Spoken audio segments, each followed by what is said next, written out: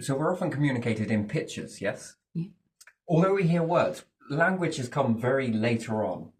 Most of it was nodding, body language, pictures, picture association, yes? And the universe speaks in pictures, and we've learnt to utilize these things called word-based. But you probably are building an image into your mind when people talk. Storytelling, very powerful. That's why you dream less. So our ancestors used to dream more, be in dream state. Interesting, really, isn't it? Because of the less of the language that they were talking, they were more able, the brain was conjuring up pictures, which comes a survival mechanism. And the universe often talks in pictures. So if we say pyramids, we often see three. And then I built these to hold the constructs of the universe, right? So we can say this is the winter stage. Yeah. This is the beginning, but it's also the end. Yeah. Hard to understand that, isn't it? So this is the end, but it's also the beginning. So it's winter, resting. Yeah. Yes? So the universe is in a resting phase. So we could say that this is heated high. So we can put double H. And this becomes all of the stuff that we would call, I don't know, you want to call that all dark energy? Space itself seems to be made up of loose black hole material. Again, as you go out into space, it really wants to pull apart on you. When you're inside the planet, it wants to put pressure on you, so it keeps you intact. Nice. So space, empty space, is one version, but when you compress space, you then get black hole. So that means that that's up a version, if you want to put it that way. Space could be what? An isotope, if you want to look at it that way. So we have the merging line for planets, mass, so forth and so on. And then when you reach the space, you're at 0.1. Somewhere in between is a zero zone between the two. The best of both worlds is probably in between the two. The skin. So we understand that the outer planet, let's say, atmosphere, and just before you breach it, there's this middle moment. It would be nice to hover in that middle moment and wonder what that's all about. This zero neutral barrier is between basically space. So we could say that at 1. We could say -1, and then we can say that we've also got +1 beyond the zero ratio. So we've got +1. In between is the zero, the neutral ground. It's weird. You never really think about it like that, do you? No. But somewhere between atmosphere beginning or the end, which is it, and where space begins, there is that neutral zero ground, and then space becomes -1, and the atmosphere becomes +1. Not in temperature, but in the transition stage. And then you have this neutral barrier. We never ever pay attention to the neutral barrier. We're often one or the other, because there is no middle ground. There is a middle ground, and the thing is that we've spent our whole lifetime indoctrinating ourselves that there is no middle ground. And when we start to see it, we notice that there's this middle ratio everywhere we go. Even in the transitions, there's this neutral, neutral, neutral. It's interesting. So anyway, we have winter and we have resting. So the beginning of the universe, but it's also the end of the universe. All of this stuff that makes up the -1, which would be space itself. When we compress space and get closer to a black hole, we can increase the isotope, if you want to put it like that. So onion layers is what it speaks to me in, because atmospheric layers is in the reverse, yes? So when we draw an atmosphere, what do we see? Layers. And then we have the core. And again, the layers continue. It's interesting, isn't it? Until it starts to get to heated. Anyway. So we have many different layers. And then we have space. But we also have this +1 here. -1, one side, +1 the opposite side.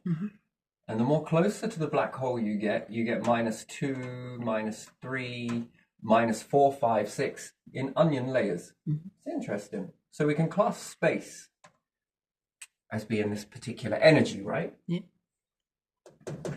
And this is compressed, but it's here. This is eating, We might as well look at it as that way. It's gobbling all of this stuff up. So to draw the end of the universe and the beginning of the universe is cycle. It would be like the reverse of that. But you can't see this if you're inside here. You'll only see this until something changes. Now, that can be the central star. I've put this as heated hydrogen, bursts outwards, and this one always wants to come inwards because that's just the way it works. This wants to push out, this wants to pull in, which we understand black hole wants to pull in, stars want to push out. So we have a speed of both. This, to me, this looks like a speed ratio of a pull force. And we also have a push force, push and pull. Somewhere is in the middle, sure. But in this ratio, one pushes out, one pulls in. And then we get this sort of mixing process starting off, which then we get the spring awakening. The awakening of the universe, the process, the cycle begins. So we have an awful lot of this stuff, although not together in this stage. None of it is together. So we see the disappearance of black holes, and likewise we also don't see many stars in that. That begins in the pull down and the other one pushes out. This causes the first initial mixing that gets the universe started, and the first clumps start to come together. Nice, interesting, static and so forth, if you want to call it static, discharging. And we see the spring awakening. We see the universe beginning to wake up from its slumber. And as we go from one stage of spring awakening, and this begins to become more and more refined, and the beginning stars start to put more and more now condensed matter. Before, no.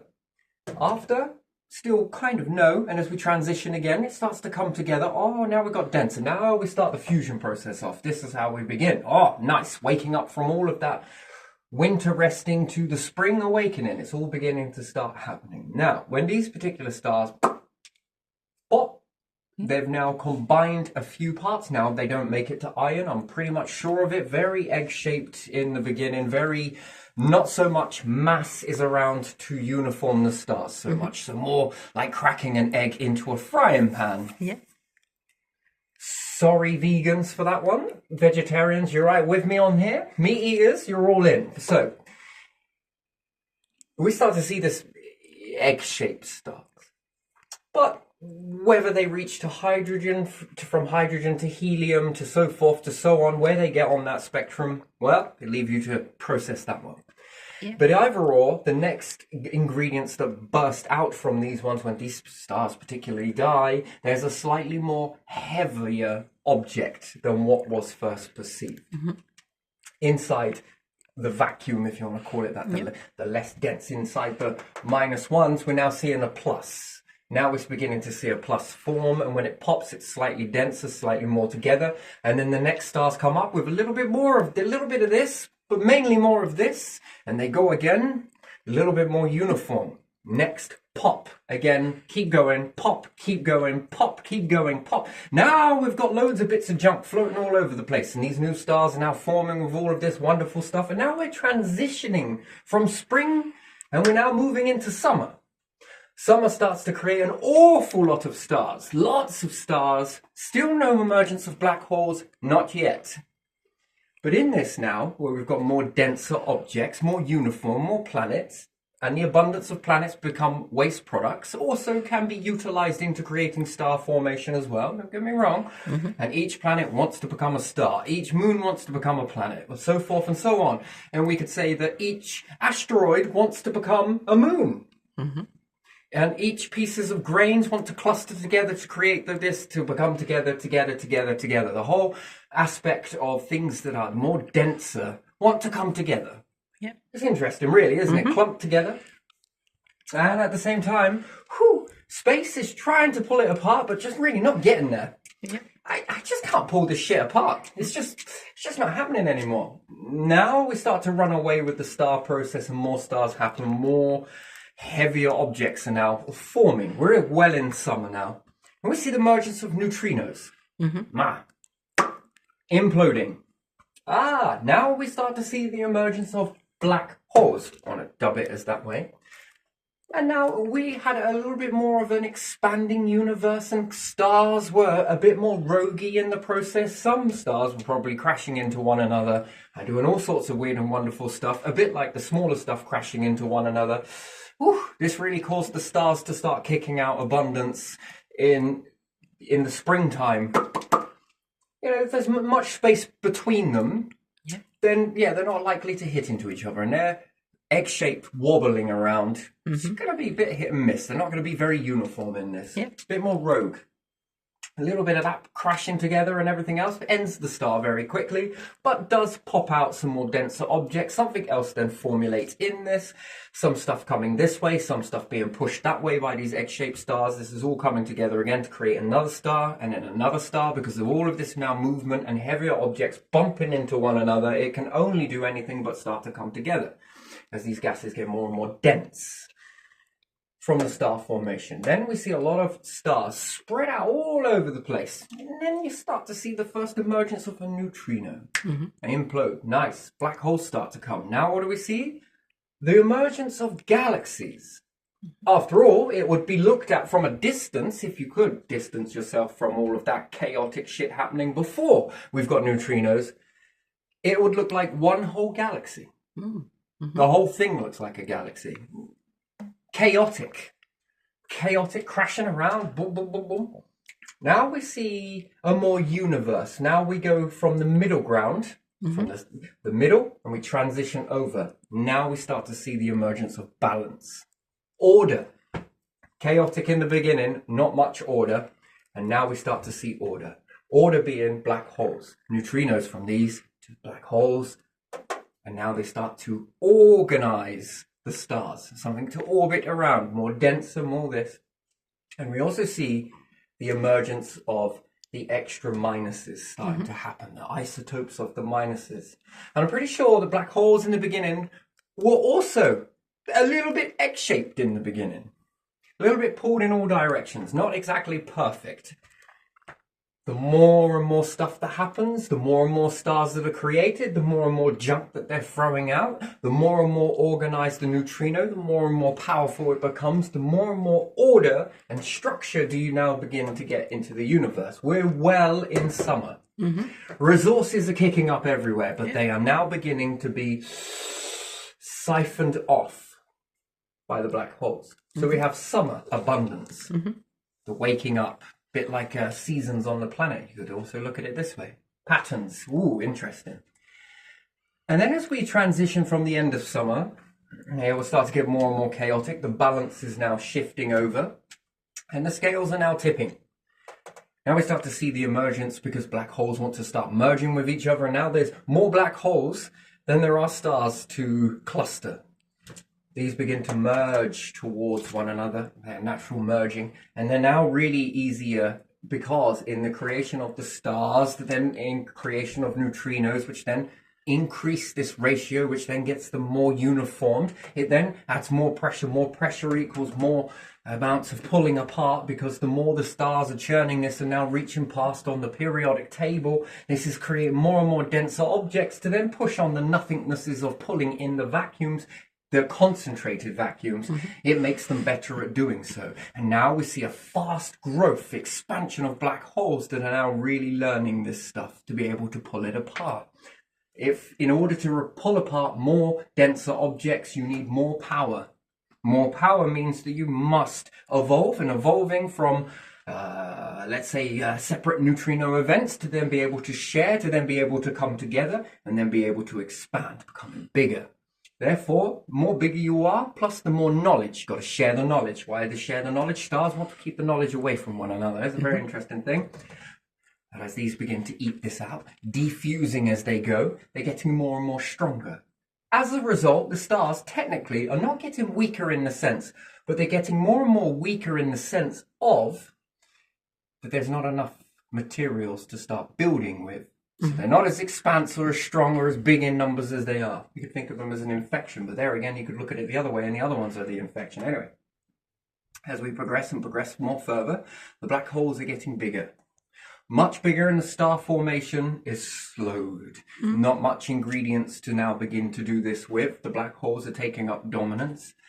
as in their sizes, they're going to be able to have more gravitational influences on the stars that they're near. The stars that are closer are going to fall apart in natural design because they're too close. Yes. They may orbit the black hole, but if the black hole gets heavier, denser, let's say, it's going to be able to pull in, and it's going to disturb the gravitational influence of the stars and therefore begin to pull apart the stars. Bit like a moon that gets too close to a planet creates a ring system. Slowly but surely that ring system is devoured by the planets. After all, they are almost made from the same thread, really, aren't they? Mm-hmm. When you think about it, the reverse is true. Black hole gets slightly a bit more bigger. The stars that are closest to them just cannot maintain and begin to weaken as a result. And as a result, the black holes begin to feast on that. The more bigger they become, then you probably have a few left. Start merging together, and we're reaching really now the depths of autumn. Never quite the same because it jumps from one to the other. And as autumn begins, they all begin to come together. Mm-hmm.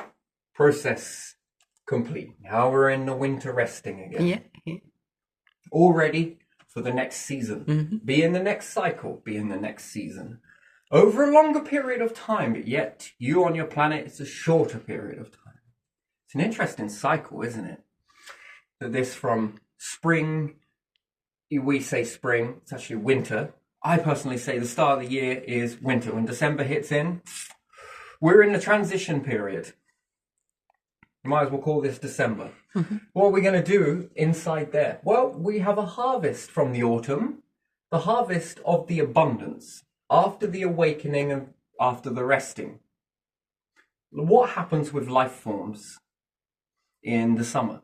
Well, they get out, they go about, they're abundance, there's food, you're getting lots of food, you're breeding, you're doing this, you're enjoying, you're getting out in all that sun, and then, oh God, here comes winter, autumn's on its way. You start to go indoors and you then begin to hibernate. And you're like, okay, all right, let's put up a Christmas tree. We go inside our shelter called a house. You always think this is coincidental that we go inside a house.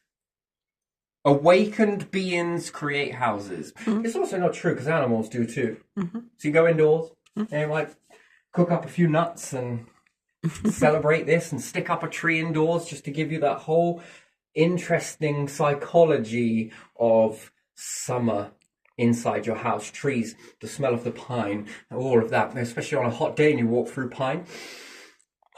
Wow, that's fresh. I love the smell of that pine resin and everything else and the needles and fresh. Air is cleaner, purer, all of that. You want to remember that to try and keep nostalgic. Everyone thinks your past is nostalgic. It's not really all of your past. Parts of your past, yes. But mainly, it's summer. That past of all of that movement. Plus, food is in abundance. Mm-hmm. Can't walk anywhere without fucking treading on something or... Full belly. You're secure for X amount of time during the summer period. And then the crops start growing and you've been out there in the heat and you've been mining and you've been taking all the resources and then you take it back to your nice little autumn, wintry sort of area away from all of that. You ever wonder why you do that? You think it's all because you want to do it, don't you? Let me guess, humans think that they want to do this. Like, this is the thing to do. That's bollocks. If humans had more control over their elements, they don't like variables. Other human variables? I don't know if I like that. Planet variable? That's all right. You live on a variable that goes without saying. You don't give a shit about that. That variable can wipe out your crops. It can dry them out. It can give you a very poor harvest, which has a knock-on effect. But hey-ho, that variable... That's all right, we'll just play dumb to that. Volcano variable? Sorry, what? Put a human variable in the mix and watch them shit themselves. I've got to be able to know the behaviour of this individual. I've got to be able to control this. Whilst everything else in the construct, humans are easy by design to control. You are being controlled right now, every day, every millennia, you are being controlled.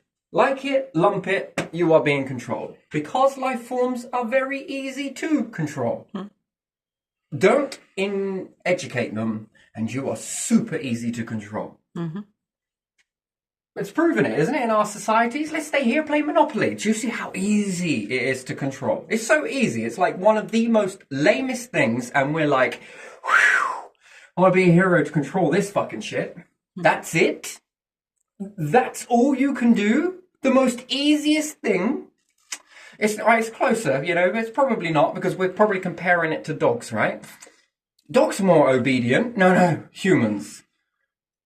Oh, we can look. See, I'm not as controllable as a dog. Are you a dog person or a cat person? I'm fucking neither. I'm a human. Am I? I don't know if I am. Could I be? E.T. Woohoo! I'm just kidding. But anyways, let's see. One of the most easiest things to control is people. Do you agree? Yeah. What about your environment? Oh, sorry, did I just tip the scale? It's all right, don't worry. I'll just level it back over this. That is one of the most hardest things to do. Why? Because without a self-fulfilling prophecy. Mm-hmm. How do you do it? Oh, I just plant a few plants over there. Yeah, and lightning. And the nutrients that needs to go into that. You got to be able to support it. It needs a diet. Fuck. Yeah, there we are. Now, from the waste products of eating this, you need a self-fulfilling prophecy. What is it? How do you make that? Again, the environment is harder to control. Well, it's a trick question, really, isn't it? You can't really control the earth. That's ludicrous. Are you insane? Can I have what you're smoking? Well, no, you don't control the earth because it seems like a pointless thing to control. But if you create an earth, but without the variables that the earth has, that is a quality question. That is more of an easier process. Humans, whew, how easy to control. Why? Just build the environment and watch them flow. Anyway, so we have all of our behavior mapped into us on default setting because something programmed our brain. What was it? Evolution, God, God's divine collective, universe, doesn't matter what you use, something pre-programmed your brain to act in these constructs. And it gave you a lot of wisdom considering that everything we see comes from your brain. And where do those thoughts come from? Well, it's you! Yes, ego would love you to believe that. Part you, I'd accept that. 50-50, I think. And then we're going to have to divide that into 4 lots of 25. And then we're going to have to divide that again. Gee me, because why? Well, because we need an environment, we need a star, we need all of this evolution. We also need some black holes to maintain the balance. Oh, plus when we factor in thoughts, a body, oxygen, and all of that sort of stuff, food. I mean, we're control, we say? If any one of these structures collapses, the whole thing breaks apart. Everything goes extinct. So yeah, I probably want to control humans in that because that would be a lot easier. It is, isn't it? Yeah. Anyway, so moving on, so forth and so on, and we have this whole environment where we think we control it, because we're like that with the environment, even though we don't. We don't technically control it. It controls us, doesn't it? The planet states when we eat. Yeah. And it will state what we eat. And the gases state what we eat, how we're going to eat it, when we're going to eat it, and whether we're going to have enough to feed everybody here. Well, we could look at it as in control, or we could look at it as testing. Testing. What type of curriculum is this? It's called life. What is the test that you pass? It's called old age. Oh, what else? Age with quality. How does that look? On a planet, default setting. Unfortunately, that's the way it is. That is the default. And therefore, with that, it's going to be designed to diminish your life expectancy. That's the way it is. Go to space, it's going to be less diminishing on certain aspects, more diminishing on others. But yeah, that's without brains. That would just be God moving chess pieces. Here, there, and everywhere. Well, that don't work. What happens if we move the human in space? Well, that didn't work either. Okay, what about if I give them a brain where they can think, ask questions, if they're allowed to ask them without controlling one another? The most easiest thing that you can do. After all, isn't that what makes civilizations, isn't it? Empires, over the ages, draw the pyramids and keep going further back. See, people are very easy to control. Yeah. Also manipulate. But very much control. Try and control the environment. Good luck with that. Try and control the universe. Also, good luck with that. That seems like a very big task, doesn't it? Anyway, so in our little non-controlled world, because, you know, we are as me mindset. Oh yeah, I'm the go-getter. I make life happen for me. Death? That's your responsibility too then, is it? You're going to pick that date. Pick it in advance. Put it in a calendar. Here you are. Oh, what do you plan? Can you be there this date? Oh, no, sorry, because on the 27th I plan to die. It's in the calendar. I can do it before, after? Perhaps not. Bloody hell, you are really an as-me mindset, aren't you? Living life and eating it at the same time? Wonderful. Anyway, so, you know, we can't put those on because that's a variable in itself. So something else already has got us by the... Never mind, but still. So we're not fully in control. To say we're fully in control of our vessels is an understatement and a half. Yeah. Anyway, so we act in this construct, this test that allows us to think, question, and have deep introspection on things, and then ask an important question on top of those questions in disobedience. Or is it in disobedience, is obedience to a higher force? I don't know. Do with that what you will. So we get to look at these things. Why do we do what we do? Well, because it's always been that way. Because we've been humans from the beginning and we will die humans on this planet. You've seen snails, haven't you? I have. You've seen their shell? Yeah. That's like the Earth and a human. I love your logic. I just find this hard to follow here. Can snails change their shells? No. Can humans change their planet? Yes. Do they need to pick a planet? Picking another planet is easy, isn't it? It's already there for you. Go from one variable to another? All right then. Or go from one variable. Shall we make one? Minus in the variables? Are you mad? Why the hell would you ever want to do something like that? Well, I don't know. Probably to support better life as guaranteed crop. Guaranteed crop means guaranteed expansion of your species. And also, you know, I'm pretty sure we got crumbs. Crumbs for what? Not animals and, you know, some of the poisonous stuff. We could also balance the water as well, purification and everything else, but we'd have to do this thing that's very difficult to do, and then we prize ourselves on manipulating humans. That's wonderful. I'm going to give you a degree in nothing. Anyway, so we look at these patterns of what we do. What do? Well, we run out in the summer. We're getting the spring, we get our spades on, we go to the beach and some of us dig sand. Oh, what are we doing here? We're having good time. Yes, society on a wider landscape is probably more building houses and perhaps mining resources. And this happens probably a lot more in the summer than it does anywhere else. And your old hunter-gatherer way was to collect all of these resources and take them back to your nice little cozy fireplace worth of heating whilst you ride out the bad weather that rides on. We've seen hot ages and cold ages.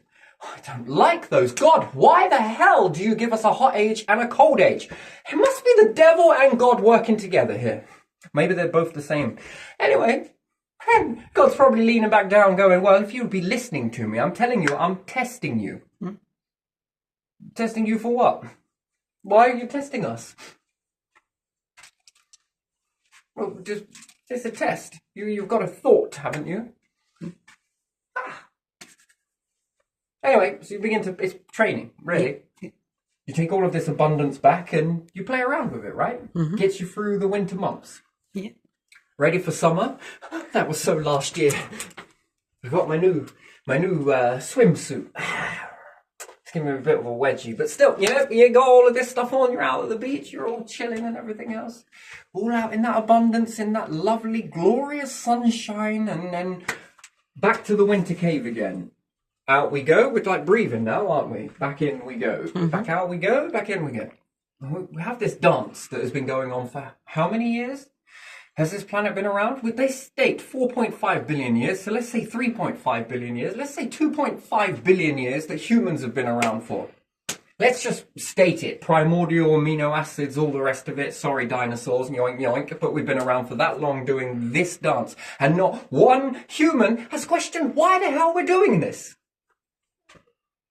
Why are we doing this? Well, because it's just what we do. We're human.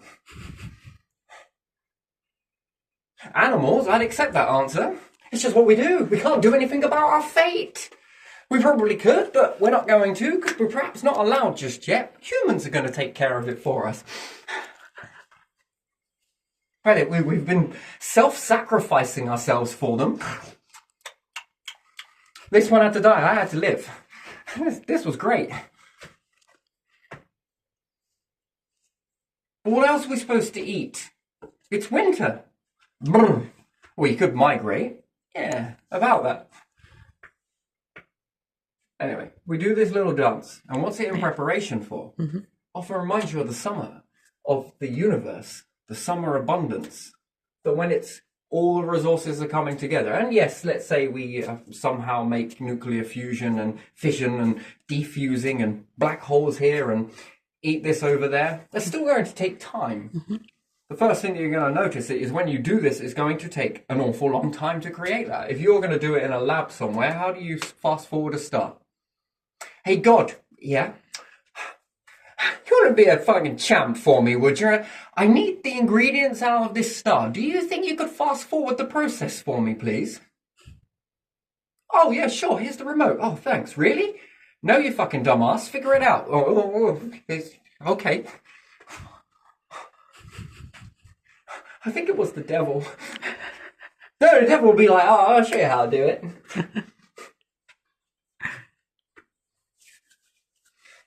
Anyway, moving forwards. But yes, have we often noticed this pattern merging out? Yeah. Oh no, what are we going to do? Well, we could panic. Seems like a reasonable sort of outcome, couldn't it? Should we panic? Did it change anything? It didn't. Nope.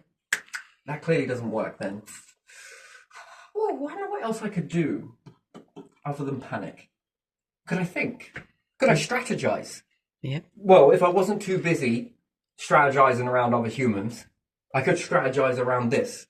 So could you. Hold on a minute, but you love control. You're either like receiving it or you like giving it. What about the neutral ground? There is no middle ground, Terry. We've told you this repeatedly. Can I have some of what you're smoking? I'll exchange it for what I'm smoking if you want. Let's see if we just switch. Might as well. Do you want to take my clothes? This is the sort of, we're kind of weird. Mutual ground or neutral ground would be, well, you can't really do anything about that at the moment, right? But is it possible that you could use your brain of using the abundance, the resources like you do in summer, when it's all kicking off and everything's hitting up and it's all going and it's all good? If not, we're just going to be playing Monopoly and be like, you notice that those stars are getting a lot less, aren't they? We seem to be dancing around a big black void somewhere. Should we do anything about it? Nah, let's just keep playing Monopoly. I've got to make some more money here, you know. Money is everything. God loves money. Can you imagine? Some people believe that they come and already lived before, like... Yeah. I know, God, I didn't make enough money last time, but I promise if you let me back, I'll make even more money than I did last time. That's my boy. Get your ass down there. Do you know what? I'm gonna stick you in the highest blood. No. Wait. What sort of test are we talking here? Do you want money to fall on your lap, rain from the sky? I'll born you into a fucking family, but it's gonna cost you. What's it gonna cost me, God? Money. And I will put you in a place where there is money. Geographical location from the womb. Your spawn point will be money. What do you reckon? So you're gonna bring me back some money, yeah? All right, that's what I'm gonna do. Hey, wait, God, just 1 second. Just gonna ask a question. There's a slight flaw in this, but just gonna ask it. Weren't you the one that made the universe and everything else in like 7 days? Yes, I did. And therefore, all of the things that are made inside this construct, you made. Yes, I did. And just let me get this straight. You want me to be born in this family of money so that I can go and make money to bring you back some more money? Yes. If I go down and make a factory and I buy all the things from my factory, that would be a very pointless fucking factory, really, wouldn't it? Yeah. Do you see this massive factory? It made all of this for me. You don't want to sell any of that? Nah. It's mine. It's mine. That's the sort of logic of God. God would own a factory then, Yeah. and he would not sell anything or give anything away. It'd all be his. Mm.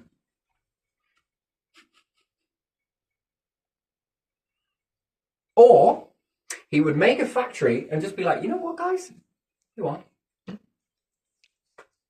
What's it going to cost me to have something from your factory? What the factory produces.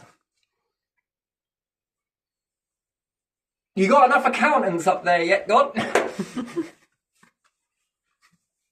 Yeah, I got too many. If you want to send something down to the devil's way, sure he could do with some, perhaps settle his debt with you. Good accountant, Do you think he can buy his way out of crime? Sin? Crime? Sin? Anyway, still,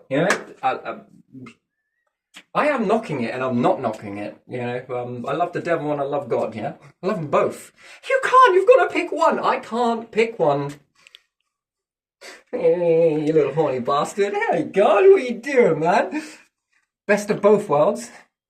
Well, you're two-faced. No, you don't see what I've just done there, do you? What's that? I've created the middle ground. In this kingdom, all middlers come. Yay! People of middle class feel so great once. You now have a God that you can worship around if you want. What do you got to do? Just pay your taxes and keep middle class. Okay, fair enough. Never mind. Anyway, moving on. Moving swiftly on. But yeah, so...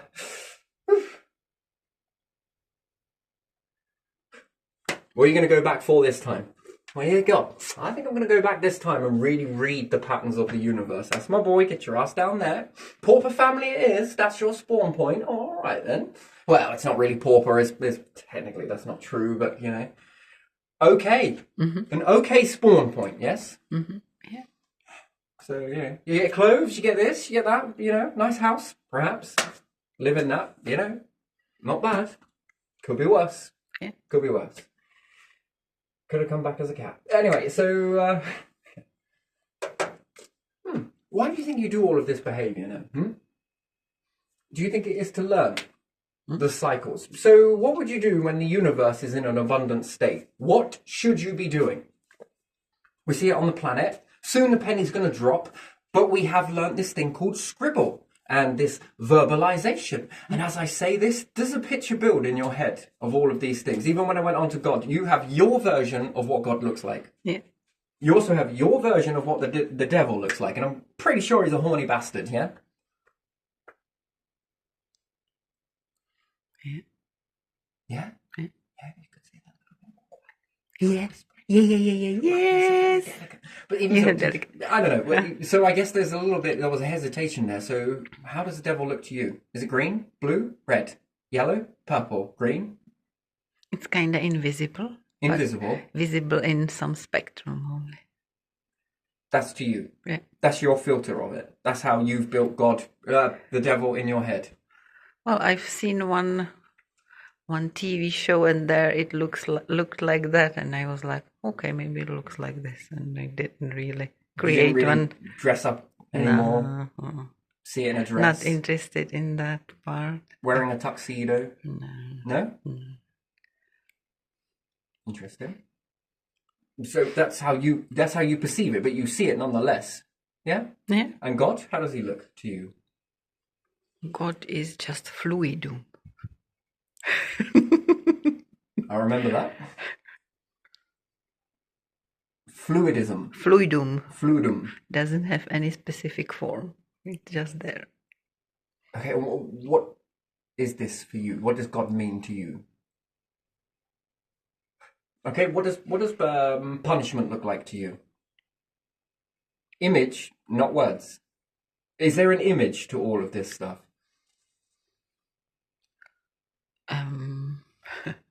You caused me a punishment when something doesn't go really very well, or I don't know. Punishment as a picture. Why do you dream? Why do you think the ancients dreamed more than when people do now. What do you think the brain was doing back then? It tells them story. Story, it generates pictures. Yeah. So if it visualizes worst case scenario, when walking into the woods, what did it do? It created an image to them, but using the image of the woods that they had seen in their perspective, or that particular area probably wasn't labeled as woods, but they knew it by memory. Yeah. And they see that and loads of things start coming out. What will they not do? Go in there probably at night, because the mind becomes more agitated at night. That's an interesting thing. So when it gets dark, whoa, I don't want to go there. But in the day, I can see, I'm going to go in there. I'm going to risk it, even though my mind is telling me no. At night. That's an interesting thing, isn't it? Yeah. So it's generating pictures. So everything you do in life is generating images. So your past traumas are interesting. So if I say something that reminds you of your past, and if I call you a name, I assume that you have been subject to some levels of bullying in your time and you don't mind me saying that. Automatically right now you're thinking back to those particular memories. Is that right? Bit uncomfortable because it's made you shift in probably about 10 clusters then that you gave. You got uneasy with it, so you were visualizing it. So when something triggers something, it plays that memory to you, does it? But without those traumas, your brain would play different memories, but it would conjure them up. It would create images. It's just to keep you safe at the end of the day. That's interesting. And as you evolve as humanity, these still get held on to, by the way. But if you don't call them out for what they are and you go and unplug them, and you can also train your brain to see a different image.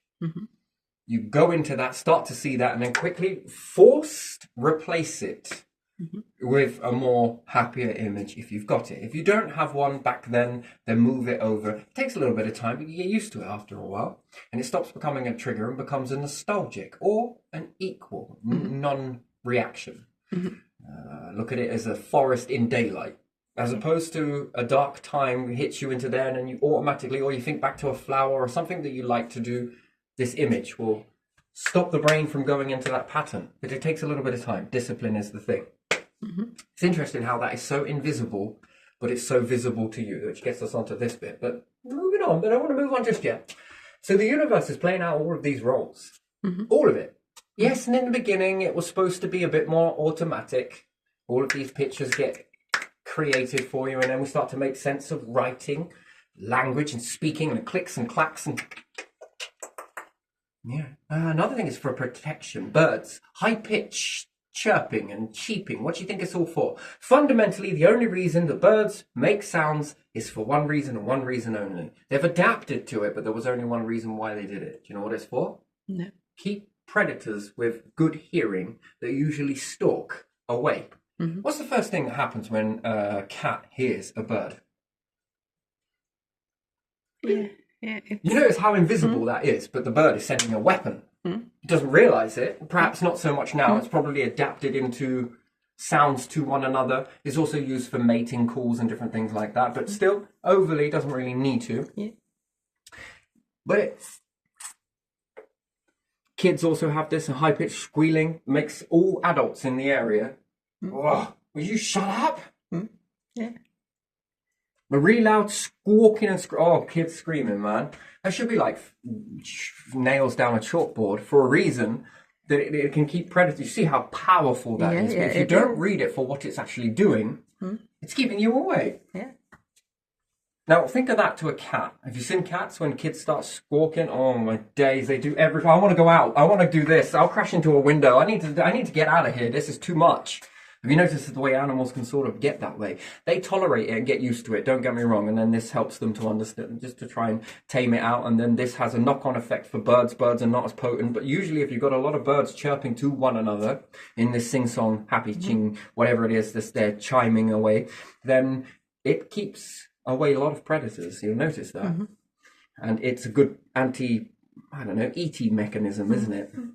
So we say that we don't have any defense mechanisms. We could also say that birds don't have any defense mechanisms, but they do. It's their voice. It's a squawking. And when squawking, this is meant to get on your nerves, or it's meant to sound nice. Humans have adapted to hear that as a nice sound. Why? Because you've associated it with summer. So therefore summer means abundance in food. Usually, that's what hits. It's probably the first thing you think about when you think about summer is heat and food. Barbecue, maybe. Food, abundance, family, gatherings, people going out, getting out, oxygen, fresh air, trees, summer breeze. Probably is a strong one. You probably see this in your mind. Do you see a summer breeze bristling through some trees and the sound of it, and your mind plays this to you when you think about it? What do you think about when you think about summer? Everyone's got something different. Yeah. Or a particular type of flower. You were then zoning off then, you were straight in it, and it's so fast, isn't it? It's so fast, it's almost unperceivable that you see that. You also licked your lips then, so I guess you're disgusted that I actually see that. Maybe not, maybe you are. Who knows? No, not overly. It's not a jab. We all do that. Sort of distasteful, you don't like it. No, can you see me? No, I don't know. Anyway, it's okay, it's fine, it's alright. It's interesting when people point it out to you. I see more pictures than one. I do. So what's your particular image of that? More summer, I would see some meadow with flowers and grass, and in the distance are smaller hills. And if you pay attention to that image a little bit more, and I know I'm talking fast, but I need to. Do you see a heat wave? Heat wave, yeah. And end of summer, I see that forest that you described because I've been in one. Tall trees and the wind going through. And let me give you one more really quickly. Favorite type of rain? Favorite type of rain? Can I guess it before you say it? Yeah. Summer rain when it makes the smell. Yeah. Hesitancy, so there's something else. Quick storm. Quick storm, thunderstorm. Quick thunderstorm, yeah. When it's like really very thick rain and it's sudden. Sudden. Because the cloud comes very quickly and you didn't have time to run. So all of what you're describing are a lot of images, yes? And you are translating the images, and you've done it so well that it becomes second nature, but you are translating images into words. Yeah. And when you get words, you translate those into images. It's kind of like the invisible made visible in this sort of aspect. The seasons sort of talk this way to us. Yeah. They're telling us something. And if we read it, when we read what it's telling us, all of this summer harvest, winter, cinnamon smell, and also again this would associate with food then, a particular type of cake, probably with nostalgic would be more so your mum family cooking with, perhaps pine, Christmas and frankincense, myrrh, that's another one, good, and crackling fire, maybe crackling fire, perhaps not for you but more so from a story that your mum has told you. More candles than crackling. Do you see your mum as a child sitting near a fire because she told you about it?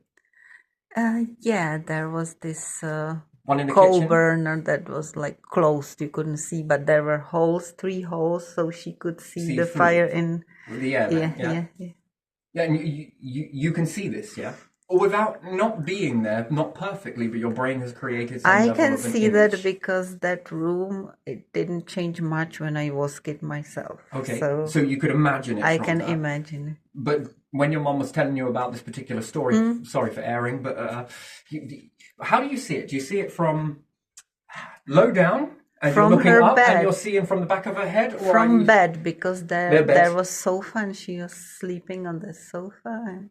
So do you see her laying in a bed? Looking at that? I see through her eyes. Through her eyes. Okay, they're usually the two that you get. Either you see it from their perspective or you see it from third person perspective, which is interesting. While I was talking about that, did it put another version of it into your head? Of seeing it from her back of her head looking at that? Or did it just go straight to the... Through her eyes. Through her eyes. Yeah, I didn't think about it. How do you know it's her that's looking at that and not you? Because she told me that, and when I was there, the fire was not on. I wasn't there in winter very much. So you try and then put yourself in her shoes? Yeah, I couldn't see because there was more people and they would be sitting in front of where the fire was. Because there was table and they would be sitting there and kids would be sitting on the sofa where my mom slept when she was a kid on the other side of the room. So I wouldn't be able to see the fire like her. So is it true that when you're not concentrating on something, your brain is not visualizing? You hear the words? You know when you zone out or something? You visualize something else, perhaps. Yeah, a more predominant imagination, memory, and an image is being built at the time that someone is talking to you. You're fully here, fully coherent. It looks like you're fully here, fully coherent. but your mind is on another picture that is more, and the words get lost. Because This the is how you person get distracted in imagination so much more, and it's easier to get lost in imagination because the imagination seems to dominate over that, what someone is talking to you. Are you listening to me? Yeah. But then just say what I said. You say it, but you never saw it. Difference is that if you didn't see it, you didn't take the message because you didn't visualize it. Because they said something that probably creates that image, and Which then then before you get submerges. out of there, they are somewhere else. Yeah. So that was basically the conduit that left them to go off to something else. Yeah. So they said a trigger word that then activated this image building. Yeah. Because the brain likes to work very quickly. Or It sentence. wasn't expecting or new something, information to come in, or perhaps it started to go through a certain mechanism which then Or you triggers expect off. them go that way, the same way, and they go different way. Yeah. And because when you're talking about something, it's like 3 different branches. So that is related with dreaming, daydreaming. We all daydream. Stop daydreaming. Stop daydreaming. Stop daydreaming. You Especially hear this at over school, after and after and yeah. after generation and after generation. Slowly but surely, you then create a sort of non-daydreaming individuals. Anyway, this is fascinating, right? Something else that I do know from studying people that smoke marijuana. Now, interesting fact, right?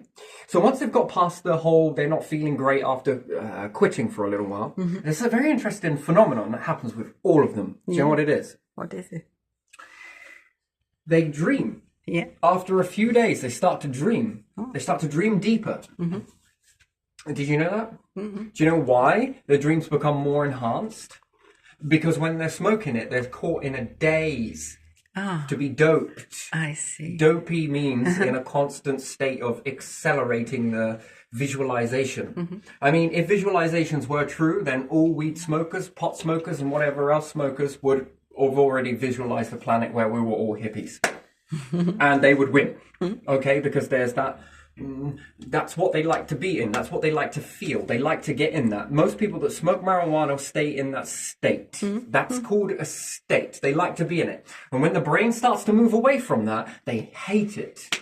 They absolutely, the brain goes on meltdown. And when they reach the dreaming ratio, that is when their body begins to adjust. And then they're back into the, not quite normal, but it becomes more enhanced at night because they're not utilizing it all the way through the day, and their every waking hour is a daydream. Now, that's an interesting thing. So the more you daydream, the less dreams you have. But your body is daydreaming even more so because people are saying words. Words come in, you build a picture, you visualize it, you're doing this. People that actively disengage, one first thing that they go to is dazed state. They're dreaming. Therefore, they notice that their dreams start to suffer. It's an interesting thing. And then their quality of sleep also begins to get interrupted easier with this. This is a fascinating thing, really, when you think about it. Where do your dreams really come from? What is it really for? It's for visualization. Anyway, now that is manual. That is very manual based. You are... automatic. That's very automatic based. So that's hit and miss and you don't realize you're doing it. If you were to focus in, it absolutely breaks you. It's interesting how you go into a actively disengage, which is a dazed state. It's very interesting. And then when you shift it over into manual. Shifting it into manual mode is then where you force yourself. Now, it's not really forced. It's an interesting thing. You become more aware. And then you can activate dreamed state to access higher realms. That's an interesting thing, isn't it? Yeah. It's very interesting.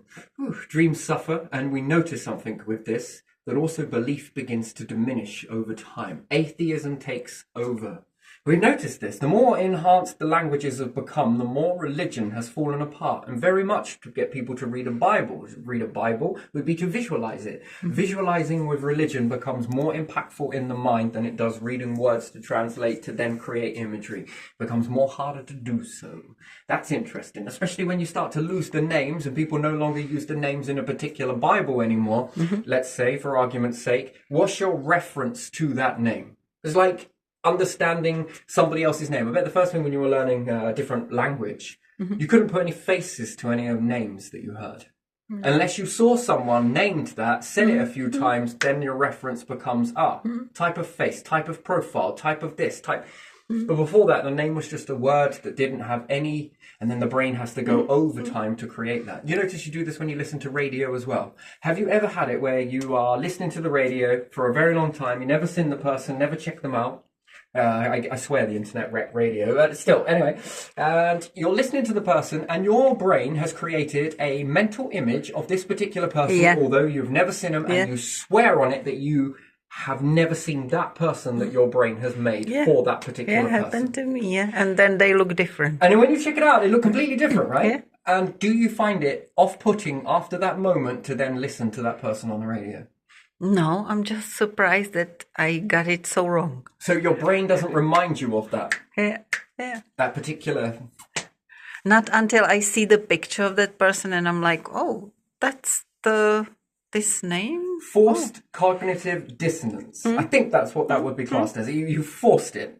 You've created one and you let yourself do it even though you could check them. And did you know that actually, you probably don't realize how much it disrupts your listening ability. Try looking up the person before you listen to them. Try that and see if it flows more and you then get into that radio host more so because you can see them. That's a visualization, but you also lose the air of mystery. The mystery of it. It's a mysterious voice which sounds a bit like your brain is constantly visualizing. I know mine is. Fucking hell, it goes apeshit when I hear things. Visualization. Trauma, past events, even some of the stuff that you've conjured up. It's all a mixed bag, really, isn't it? The events you've been through and the possibilities of how worse that could be is another side of it. But I remember listening to radio plays, which is like you go to a theater, but you just have the sound, you don't have that. And in that case, it's your visualization, even though I know some of the actors, some of them I recognize, some of them they read at the end who was acting there. So I was like, oh, that's that. That's a long time ago though.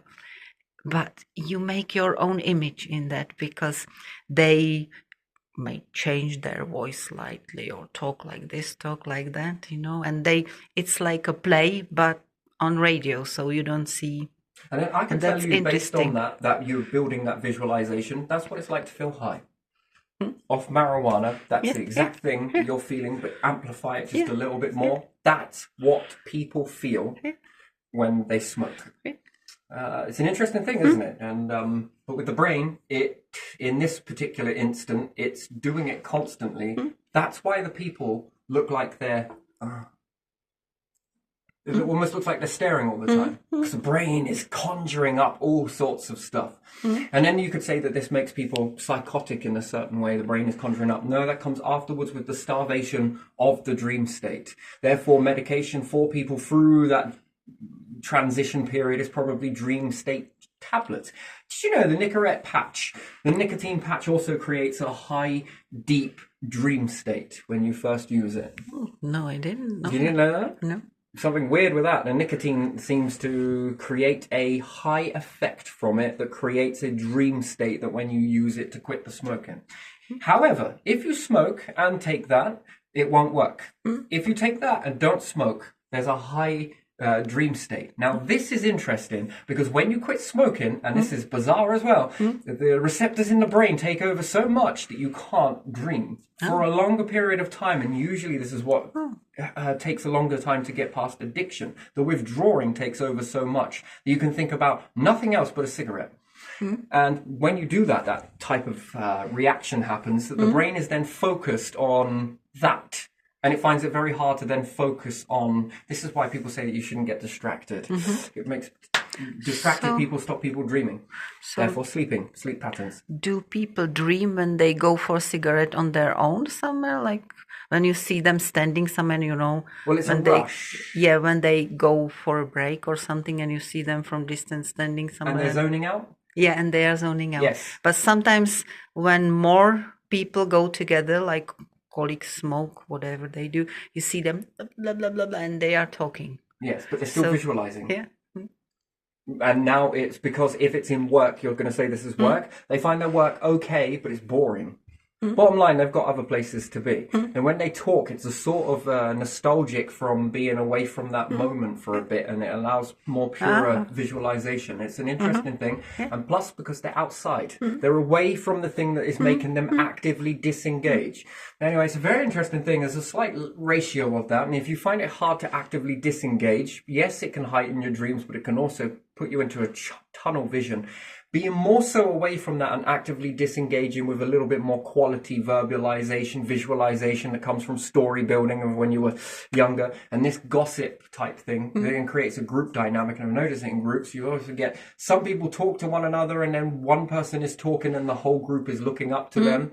And then that one winds down and somebody else talks up and then there's intermediate gossiping between one another. Yeah. It sort of fractures, builds up. Someone says something, everybody turns towards the person, and then it dips down again, and then it becomes fractured again, and they talk amongst them, and then again it comes in the group. Whoever's talking about something that creates the most visualization inside people's minds usually grips people more so to pay attention to the. That's interesting. So you could say transcripts. If you were to take transcripts of everybody in that area and were to pass over the writing to one another, and they were to read it.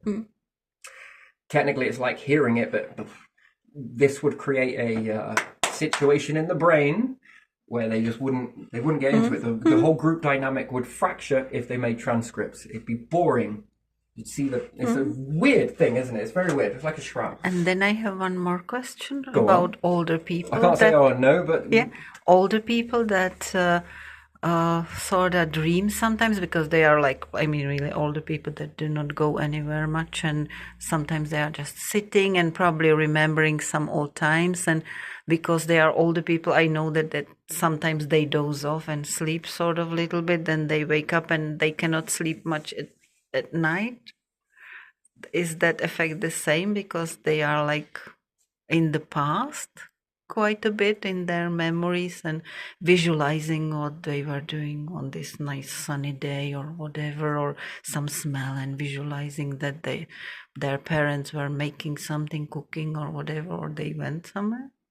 actively disengaged. Yeah. The environment must be quite an awkward place to be in that aspect. Not everybody is the same, and you've spent a large amount of your time independent, if you want to call it that, and you've spent a lot of the time inside your own home. And with that, what happens is you segregate from group dynamics and you become more of a singularized cluster. You've come to a certain age, certain trimester. Going out is not so much. Perhaps it does for a bit, and then maybe not. Then maybe not, and then the distance gets more and more and more, and then you get a lot of these behaviors. And then when you're into that environment, you have to change. Then you have to be social. Then it's probably expected from this, and then it's probably that means you're distracted in this sort of particular environment, and it makes the environment not very comfortable. That's why I kind of like the work place that you're at, where it seems to be where they have their unique place. Yes, I think these are much more better structure personally. It's usually because back in the day we would have been around our parents would have taken care of grandparents and children, and grandparents would have took care of grandkids. They felt like they belong in the environment. As much as it is a good thing, it's also no one ever really sits down and thinks about it, because we don't ever want to think about it. What happens when we go there? Now, it means the best of heart in certain aspects, but a lot of that can be a lot of...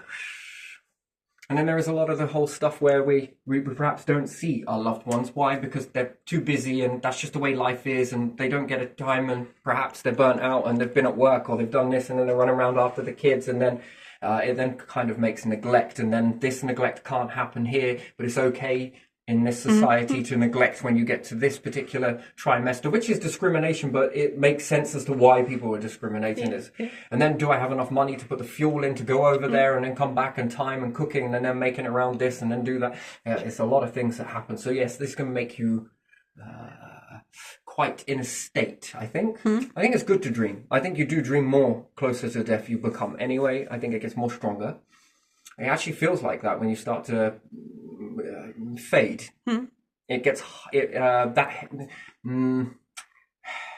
it's somewhere in between marijuana, deep daydream, and it's hard to explain it because it's none of those things, but it also feels very similar to these things, and somewhere in between deep sleep and waking up and dazed feeling. It's a lot of things sort of go off. You're sort of on the cusp of when you just begin to dip off into sleep and the ears are making that.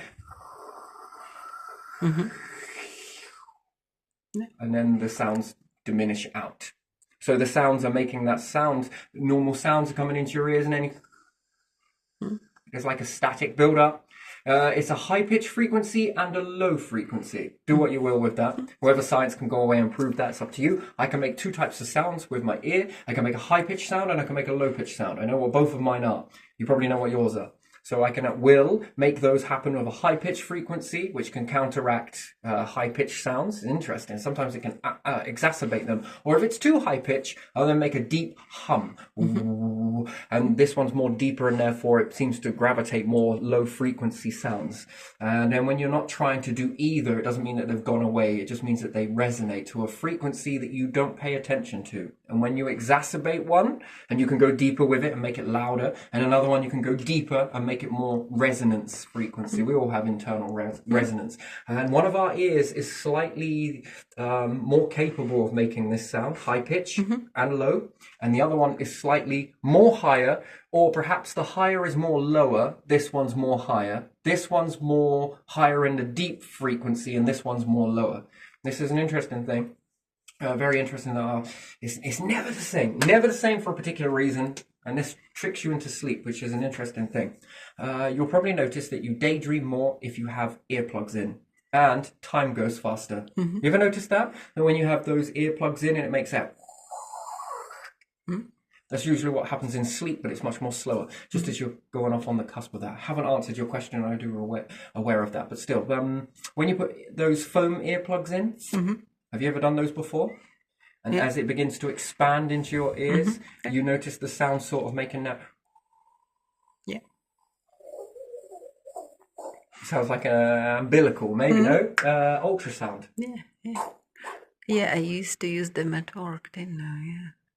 Yeah, that's very interesting. So, we don't know where I was going with that. That's sort of on the verge of being asleep, and it's also very close to death.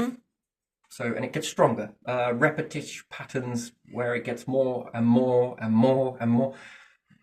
It's a lot of different things. So, in that aspect where they're dozing off, taking versus little cat naps and different things like that, I think that's going to take you out of dream state. I think it will. Catnapping will maneuver you out of this dream state, I think, because if you change the sleeping patterns, it depends what sort of beast you want. Disrupted sleep pattern, and it makes you quite cranky. This saved your life when back in the days when there were predators around and humans were on the menu. If you were cranky, you put up a better fight. It's an interesting thing, really, isn't it? It's also perhaps certain sleep ratios and patterns make you more cranky. And also in some aspects, it makes you feel more alert, especially with a shot of adrenaline. You're more cranky, therefore you put up more of a fight. You'll protect yourself, and not only yourself, but also your family, especially if you're a hunter, and this, that, and the other. Safety in numbers, blah, blah, blah, X, Y, Z. So that's an interesting thing, isn't it? Yeah. And usually you would have disrupted sleep patterns if you were distracted. Back then, it weren't distracted on bills, debts, this, that, and the other. Whether I'm going to make it, am I going to get enough money? Is this going to happen? Is my job secure? Is my car? Is this? You're worrying about a lot of stuff, so you are very distracted. When you are very distracted, you are not daydreaming. You're not, even though you're actively disengaging, you're going into a frequency, but it's not the right one. This is an interesting thing, which kind of stops you progressing. Why do you ever think that most people that get close to God back in the time, Buddha and everything else, used to go away from all of the noise to find God? Yeah, and some of them stay like to get away from the distractions. It's what they're doing. They're getting away from that inner noise. Sometimes it works for some people to do that, and other people can be in the noise and in the thick of it and still hear that. It takes a bit of practice, but you get there in the end. And you can be subject to a lot of abuse, and it puts you into it. That becomes a safety place, a place to get away from all of that. So you can completely switch down. And this used to drive people fucking nuts, by the way. Literally, they used to blow their fuses when I did it. Everybody had a problem with me doing that. It made them angry. Do you understand? You're subject to being a lot of abuse as a kid, okay? It's just the way it is. No, cry, not really. It just teaches me to learn a lot of stuff. But I used to go into this in high stress, high pressure Everything was I used to go into this, and then someone's giving you all of the lowdown on how much of a whatever you may be as from a kid perspective, and it's also hurty stuff that's coming, yes, especially from a kid's perspective. And then it depends how many people are on at you constantly about this, and it moves you into this state, and then they want to know whether you've just listened to them. Like, have you received all of that stress that I gave you? And this is where it got me onto this, that somebody else is invisible. The words are invisible. You can't see them. Yeah. You can hear them, but you can see them. And that's a trick question, really. It seems very visible when it leaves you, but it's invisible when it travels through the air. Yeah. And until your ear takes it and it comes in, this psychology is coming into you. That psychology of that person wants to enrage and affect your sociology. Yes? Yeah. So the way they do it is to tap all of those senses, your inner senses. They want to hit all of those things, throw it into you, and then this is supposed to affect your psychology. Now, don't get me wrong, but these people are not qualified in psychology to know how to do that. And therefore, should they be shouting, screaming, or telling people off, and are you trained to do it? Because the reaction that they get back is then fueling their response back into you, throwing it back at you, and it is creating quite what we would call a perfectly normal response.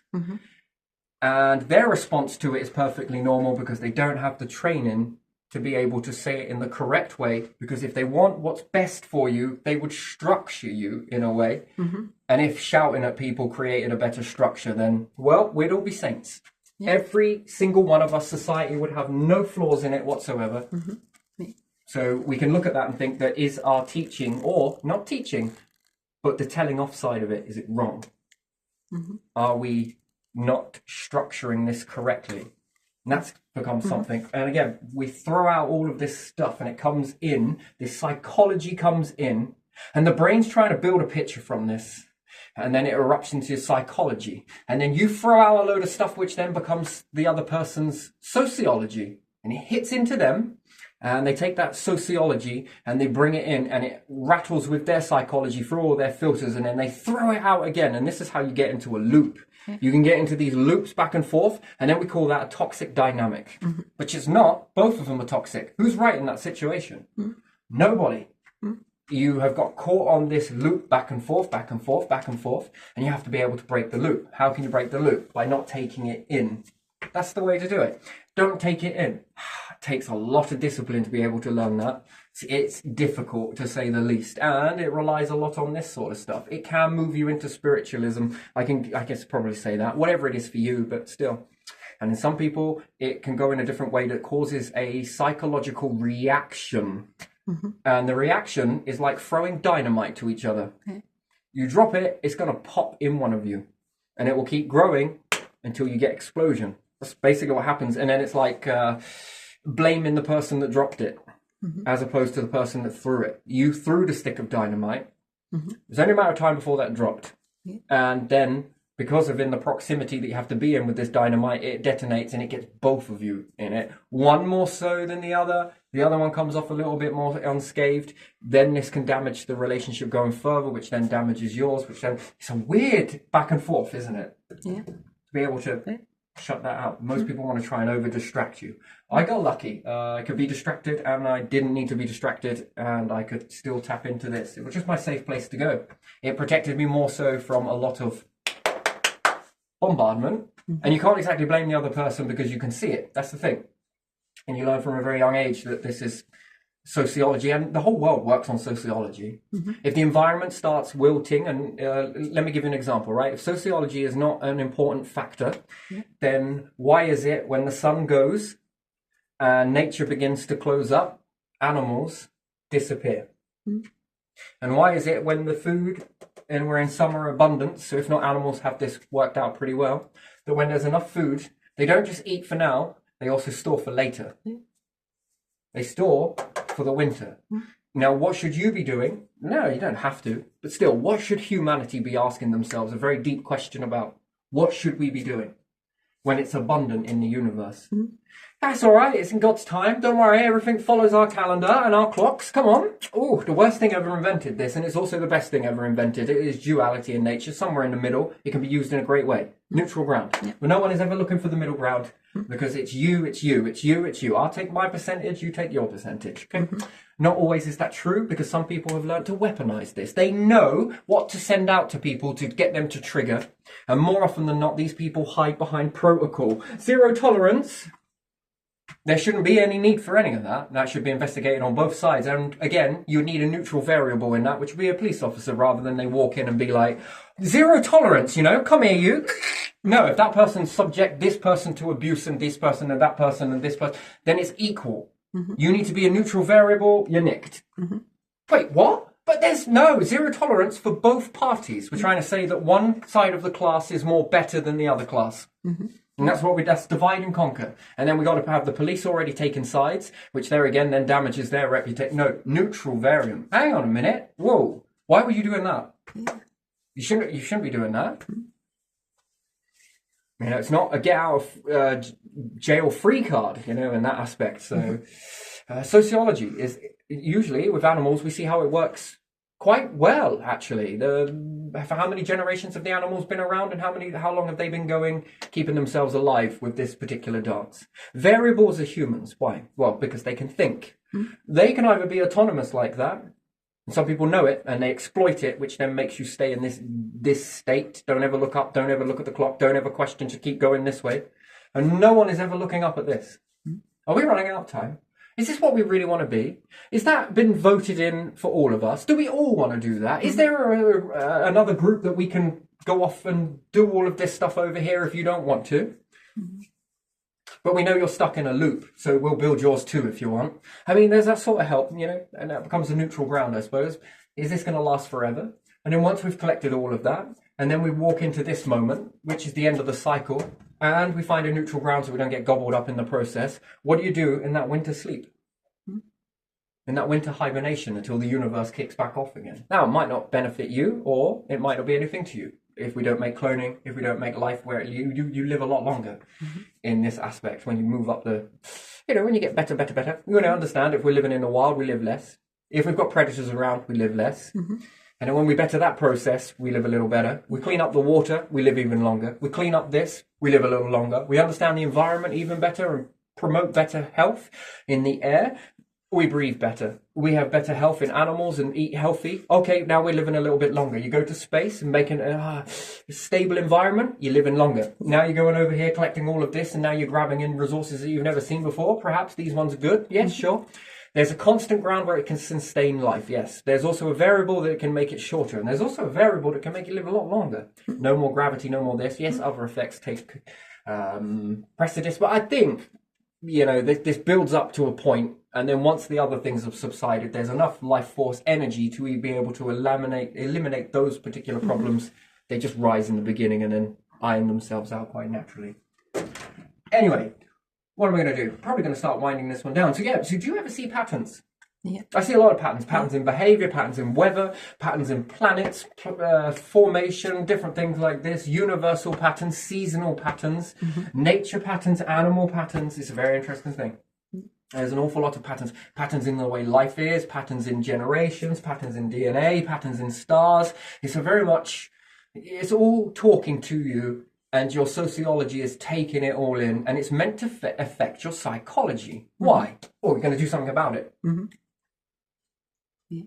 Or you're going to choose, because now you're manual, not to do anything about it. But it ain't no good blaming any creator or otherwise if you get to the end of that and it stops. That was your doing. That's not something that you can complain to God about, because, or the devil. It was the devil. Yes, wouldn't that be nice? Poor devil. Quite literally, you're always blamed for everything, aren't you? You're misunderstood. Fallen angel and God turned his back on you? Come on. There. Anyway, but still, don't you ever look at the Bible and think there could be a challenge? You can look at it in multiple ways, can't you? You can look at it as this way and be good and godly and follow the book. Yeah, fine, beautiful, wonderful. The ink is still wet. And you can also look at it as devil and do that, and that's bad, and that's sin and everything else. Or me, personally, once you've trimestered through all of those, now what? Hey, God, you know what? You've done a lot for me in my life. Devil, you've done also a lot to take away from me. Is there anything I can do for you guys? Well, yeah, actually, there is something you could do. Well, without you asking, I wonder if I can sort of help you and the devil sort of get back on talking terms again, because I think you're stronger if you're together and united as opposed to divided. Is there any way I can bridge this gap for you two?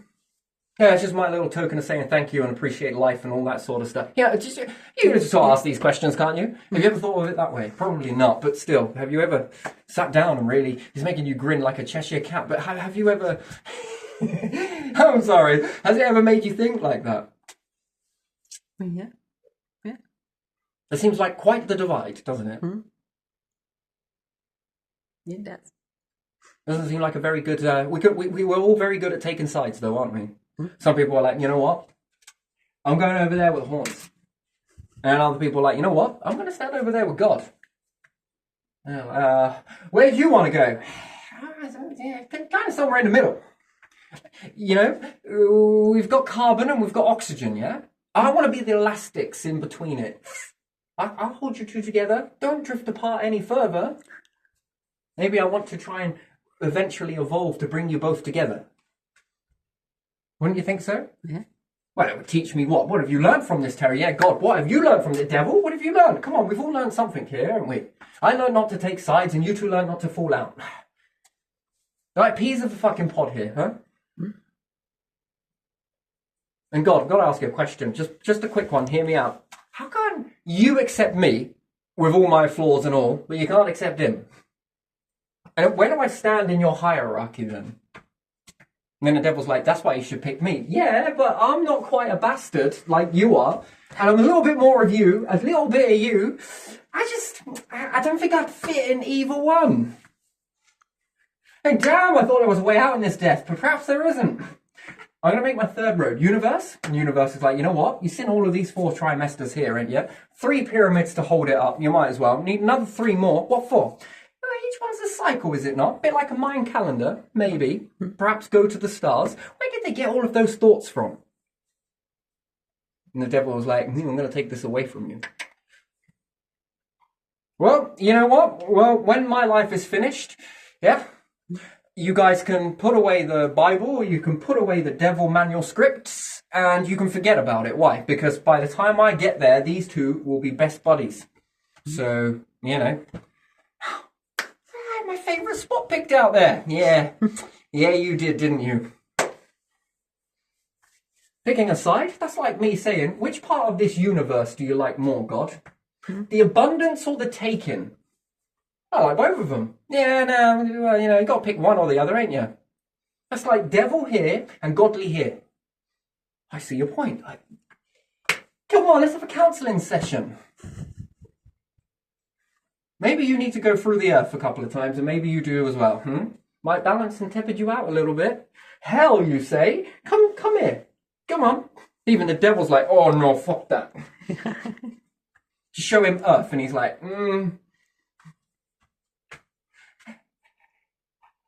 are you calling? I'm just going to call God. Why? I ain't going there. Is it too much for you, is it, devil? And even God is like, oh, I don't know about that. Even their blessings feel like sin. I'm just kidding, right? We've kind of shut all of this out, and then that must be like the biggest middle finger. If you believe in such things, ancestral, bless our little ancestors in the middle there, aren't they? Which side do we go? I'm so confused. I'm a little bit of both. And there must be a little bit of devil in you, God. Why is that? Well, you infested this planet with fucking life forms. I can't even walk outside without crushing 1,000 ants. I'm walking out when it's been raining and I'm going... I guess I just made a slug. Keep walking a little bit more, enjoying that. See a bird fly over and the crow's like... Ah, ah. I translate that as, I'll be down there in a minute. I thought you would. And God, you made this? Shit me. I can't even move on this planet without crushing something. God knows how many bedbugs I've crushed. The little eyelash fucking alligators. Yeah, God knows how many of those I got rid of as well. Drowning them. I call it showering and they're like... It's a good job they're in oil, really, isn't it? Head lice, they want to come and be a part of you and you're like... Delicing? Should I let these live? Why? I want to get close to God with this. Walk around infested. Yeah, I have lots of questions for God. I think I already got the answers, so I probably don't need to ask them. Oh, what would you do? Well, we'd find a way to pull them out humanely and make them go and live. I thought they were adapted to hair. Can you tame a lion? Frank said yes. He lost a limb doing it, but yes, you can. And you're arguing with me about head lice. Never mind, God. Never mind. We're just gonna. I tell you what, if this signal is all about getting in touch with that, then we must make a trifecta. Because we've got my signal going out to both of them. We've got the fucking devil over there. We've got God over there. We've got another one for the bloodlines. Future bloodlines too, you know. E.T., we got any of you out there as well? Probably quite a few. Might as well add a few strands to that too. Universe, that's kind of want something from you as well. What about me? Getting there. Anyway, no, just having a giggle. So yeah, what do you think about that? Oh, and one more thing I'm going to say about this. I was drawing out winter, spring, summer, and autumn, yes? Mm-hmm. And doesn't it sound like Windsor? Yeah. It sounds like Windsor. Yeah. Windsor. Don't even get me started on this, because when I was putting it in for winter rest, I got ra, sa, ah. Wissa, sa, ah. Yeah. Well, if the universe could talk, but it does in pictures. But if we could translate that, that would be interesting, wouldn't it? I just did. Yeah, you did. I bet it was like, I made you, motherfucker. You did. I just spoke through you. You also did. Yeah, wait, hold on. Now we've got evolution, we've got God, we've got devil, universe, planets. Want to start talking through me? Look at me as your little planchette. Are you possessed? Hold on a second. Never mind. Never mind. You're sitting there worrying about whether there are any ghosts around, yes? They might possess me or something. Yeah, let's get through the universe first. Let's get through God first, because if he's talking to you and gets you to do things, and maybe the devil's talking to you and gets you to do things, that one's more acceptable. The universe must be talking through you and get you to do things. Evolution's fucking screaming at its gills, if it had them, at you. Everything's talking in pictures, isn't it? Mm-hmm. Seems very mad. Yeah. No, anyway, I'm going to get myself a little lobotomy. Oh my. Isn't that how they used to do it? Not themselves, though. No pareidolia for this one. But yeah, no, so I guess it can kind of make you very crazy, can't it? Maybe seem it. Just going to ask one more question, yeah? Mm-hmm. Do you think our windows, what happens if they have a tint of blue in it? I'm not sure. Do you ever think that there would be any incentive to put a slight blue tint in windows? What incentive is that, though? Because it can drive up mental health. Yeah. What happens when you're around blue light too much? It mimics winter. What is winter like, which is more blue light on the blue spectrum? What does it generate in the winter? Seasonal annual disorder, or is it whatever it's called, depression? Yeah, it makes me feel cold when in the evening Cold, you down, walk around. Depressed. Usually these things are associated with depression. Okay, so what happens if we make windows in a house with a slight blue tint? Does this increase depression? And therefore, could it put a burden on an NHS? And could it collapse an NHS, which then would make it privatized? And you would need this stuff, because if not, you feel toxic. Everybody might be toxic, and everyone around you is toxic. And then you go off and see a doctor, and then you're on a lifetime prescription of meds. Just asking these questions. Blue versus red. What happens if you have red light all the time? Like, if there was slightly tinted red? It's like sunset, isn't it? And then we would have to look at that and say, well, what about if it let in more infrared light in the winter, less in the summer? How does this affect people's moods? And especially if we're in... you get what you pay for, they say, don't they? Yeah. And what type of quality of glass? Glass is a very wonderful thing, but it would also need to be done in a very, very strange way. Now, if a light on your phone, blue light, can stop you from sleeping, yes? Yeah. Well, can it keep you feeling very tired, but keeps you really wide awake inside your own home? Yeah, it can. And then do you want to feel like going out? No. if you're in that type of environment. And I must admit, certain types of paint, if they bounce the light off it in the right ratio, this is moneymaker. At the end of the day, you can make tablets on this. If it doesn't want to make you go out, does it make you stay trapped in an environment that makes you feel very much more down and depressed? And could anyone then come into your house and try and trigger you in those moments to try and see how it psychologically affects you? If after all, on a mobile phone, particularly a phone or a pad, you can dull out the blue light, and it apparently makes you feel sleepy. Now that's an interesting thing, which comes from a picture. The main picture that we've ever seen is probably fire. That contains infrared. Yeah. Interesting. Large amounts of summer. There's a lot of red light in there. And we don't have any transition windows that change from this. You know, when I was drawing those skyscrapers with the red, the white being clear and the blue.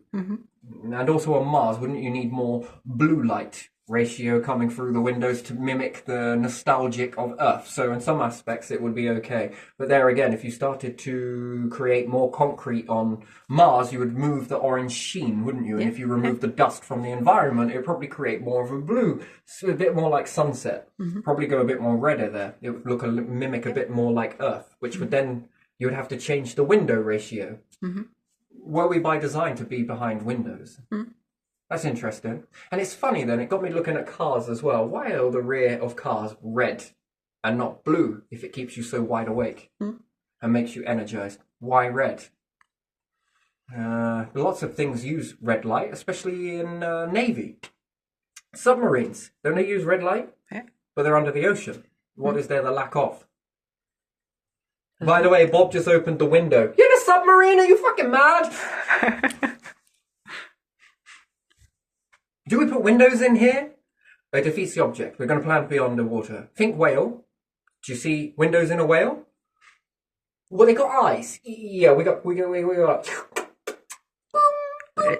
sonar, man. Yeah. We're like freaking swimming belugas. Yeah.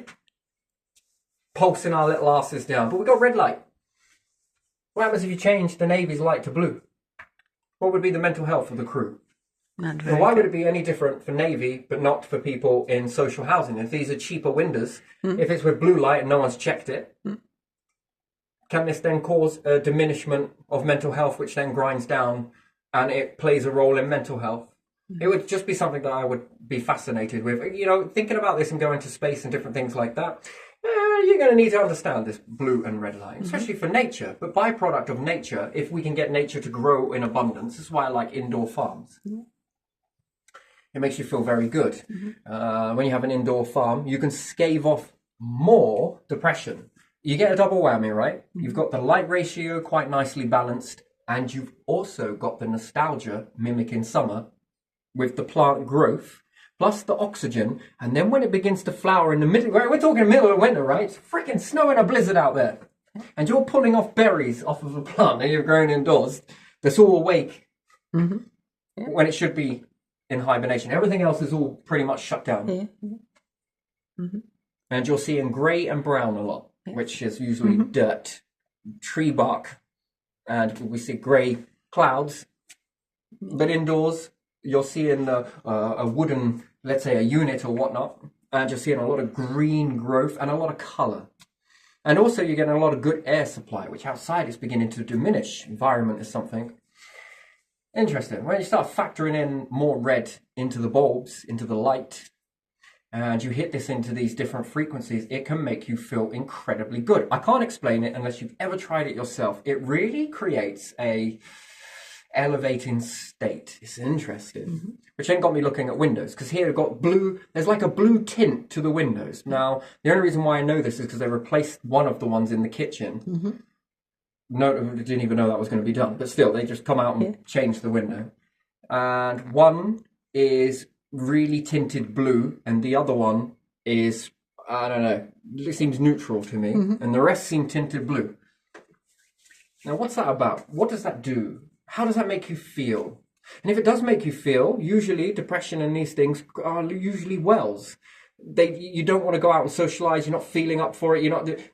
And it creates in this ever-changing loop, which then means you got to reach out to a doctor and different things like that, perhaps, and take a load of pills which can exacerbate mental health. And then certain paints, certain glosses, certain shimmers off of things. So some of it has got a blue hint to it, which I have noticed. I only noticed this because I put a red light on, and in the winter, when the light was coming through the windows, it made everything purple. And I couldn't figure it out. And it wasn't the light itself, because when I closed this off and I minimized the sunlight coming through the windows, so I sectioned it off, it didn't make anything purple. It was very bright red. But yet everything else created this purple hue to everything, which was interesting. The purple is not bad, by the way. That's also a nice color to see, because when you mix all of these together, you often get this. But what's that in terms of mental health? How profitable is that industry? Yeah, there's more to it then, isn't there? It's interesting, really, isn't it? Yeah. Weird. That's very weird. And we saw a lot of sunlight in the winter, even as hunter-gatherers, because we were around infrared fire, which was a little bit of blue, a little bit of red, and a little bit of white. It give you the colour of a flag. That's probably why you've got an association to it. But it also gave a purplish hue. Not really, but it would fall off more towards the distance, which also gave you protection. It also gave you warmth. And it danced in different ratio. Still not enough. And then we elevate that pattern to what? Now we can get growth. Also touching plants and engaging with plants and different things like that. Also creates nostalgia. It really does. Now you get an oxygen from it. Nice, that's also nostalgia. And then if you get to eat it, it's reward and nutrition. I mean, plus the light, plus the heat. You know, plants don't shut down due to light. They shut down due to heat. When they drop in temperature, the plants close. If you warm them, they stay open under sunlight. We often mistake this because we give them infrared heat. Usually, infrared is from the heat sources that you give it. Factor that in with shutting down open fireplaces inside houses. No longer see any infrared light. We've converted most LEDs over to blue light with yellow coverings over them. They're blue light, yellow smearing over them. Now, what does that do for mental health? Now factor in a mobile phone, which could make you... It's two things that it does, which has a negative impact for the consumer, but a positive impact for basically corporations, right? So if you've managed to make a house that's all reflecting this sort of blue light in paint and everything else, and all the materials are given off this blue light, what happens when you turn your phone down to red light? What does it make you do more of? You used to do it. What do you do when you see a fire? Try and look at your phone whilst there's an open fire. See if it's possible for you to do so. It's not impossible. I know it's this experiment. I had this little experiment, had loads of family come around. One particular time, most people kept talking, zoning out, or going on the phone. And coming back and then sort of zoning out and going on the phone. As soon as I lit a fire, the phones went down and stayed down for the night. Until the fire dipped down. I sort of let it go out. It didn't get there, not quite, but you couldn't see the embers. It wasn't generating enough infrared. And then out come the phones. So on multiple different experiments. So yes, in dimming out the blue light from your phone increases the red light.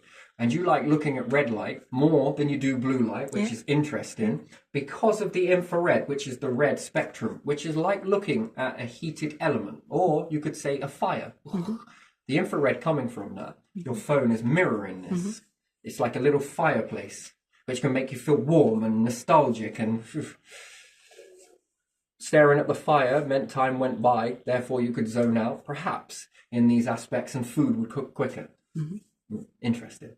And now your phone is doing it in this whole blue environment that we're turning into. And if you were to go into space with this, and then it also taught me something about lockdowns as well. Now, we all subject to more blue light. Is that what drove the depression up? And was it because then could we do you see, there's never enough data been taken from these instances, is there? But the people that were less likely subject to depression and other ailments were these the ones that had open fires. I bet the answer is yes. And the ones that didn't. And then it comes to what sort of content are you being surrounded by? What's coming into your sociology field, which is hitting in, it's affecting you, and then it's coming out as psychology. So, and we're supposed to shut down one and control another. But what we'll actually find is when you shut down this one, you actually control your sociology. And we know this because the old teachings, the religious teachings, and Buddha would get away from all of that stuff coming in, and it actually made a better vessel, or one that was more in tuned. Yeah. I think it was more of a natural vessel in that way, which is interesting, but yet we punish psychology, but we don't punish sociology. Sociology, that's because there's zero tolerance on it. Your psychological response to my bullshit that I give you is where you need to be. So I bet if the shoe was on the other foot and I pushed people in the same way that they've pushed me, they would be sticks of dynamite that would go off and then say, he did it to me! Or she did it to me. Either or, whatever. Factor this in with light. That's an interesting thing, isn't it? Sounds. Interesting.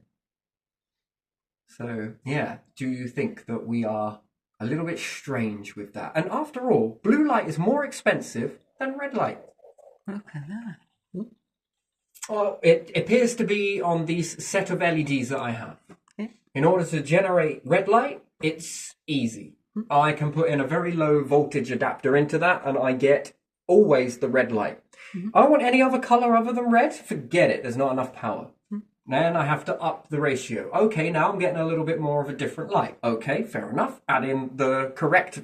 Never test this. You know, if you've got a background, you know what you're doing. If you don't test this. Take other people's words for it, or go see someone else to get them to show you how that's done. So it was more cheaper. So even in with this blue light, it costs you money in what way? Well, you're going to need to update your phone a lot more, meaning that it only updates a certain amount of time, so you have to buy the latest model. It's more expensive on your energy, and now you might have to go and buy a load of medication too. Yeah, it's going to cost you a lot of money. Don't you think? Do you think that's weird? When the other way is cheaper all round and far more beneficial? Yeah, it is, isn't it? And it's something so subtle, isn't it? Like you very rarely notice it. That's why I wear a lot of red. Because there's a lot of blue. I don't know if you can see it. Is it showing itself on... And that's why I don't like blue pen. I prefer red. Which again, is interesting psychology. I've noticed that there's psychology and the house has changed, that people are more gravitating towards red. Let's just have a little look at you. You're more red than you usually are, and your more picked preference colour is red. And it's affected your shopping behaviour as well. You bought a red jacket. You'll say that was your decision. Yeah, it was, but I think your inner body knows something. That's why you're drawn to red now. Whereas before, you might have been a little bit... So even the devil, right? Come here, you! Do you see how even in that mindset, red, devil, red... bad person, red devil, people that wear red might be devils, which then can make the wider community. Do you see how it can really flip a lot of stuff? It's interesting, isn't it? And yet all humans rely on red light. It's interesting, isn't that fascinating? But we've scriptured a whole narrative around devil being bad and different things like that. When actual fact, I don't know. This red light has been doing a lot of things. This red light also increased growth in the summer, generate warmth, it allows solar panels to operate. Fucking devil, man. And we call nothing that we've just discovered that we have no idea what it is, we call it a God particle. That is interesting. Don't you think? Yeah. So the devil must be in nature as well. Growing nature. Gives you a lot of life, doesn't it? It's red. It's interesting, isn't it? Don't you think? Yeah. Do you find it interesting? And then the stars and summer and harvest and... Ooh, it's a lot of red light. So, that then got me thinking onto something else, which would be the universe, yeah? What happens if there was more blue light stars? It's a good job, supernovas. Do you ever think that the red light, blue light, supernova, and let's say red giants, these particular stars, infrared stars, basically, and the other ones are blue light, what would it be like to live around a star with blue light? Depressing, very miserable. So the life forms that are born around blue stars would be volatile, more aggressive, miserable. Unless they've adapted to be able to function under that. Maybe they have. Then red light would repel them. Isn't that interesting? Yeah. Do you think it's all by design, that there's only a few of these and a large more of these and a majority of these, and then we often look at the ratio of our star? I would love NASA to combine all of the stars in the latest vicinity. Yes, where they've taken them on those telescopes. I don't think it was NASA. I think it was some telescopes have done this and they've mapped them out. What color are those stars? And they're mapping those.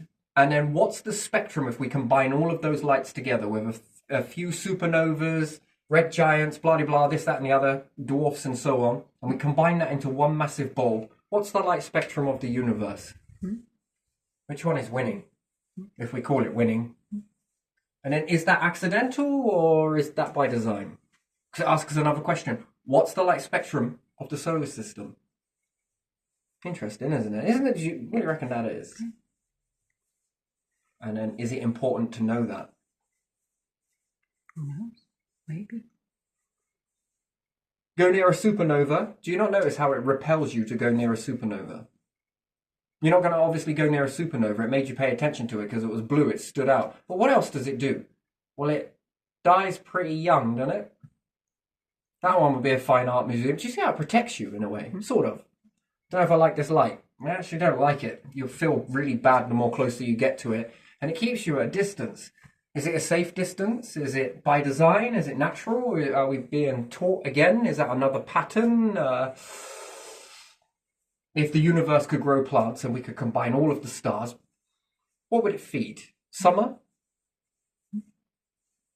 Is it all summer all the time happening up there? I mean, it's interesting, isn't it? Have you ever thought about that? It's a weird question, but it's really one to ask. Anyway, I'm going to start to wind this one down because I think I need to.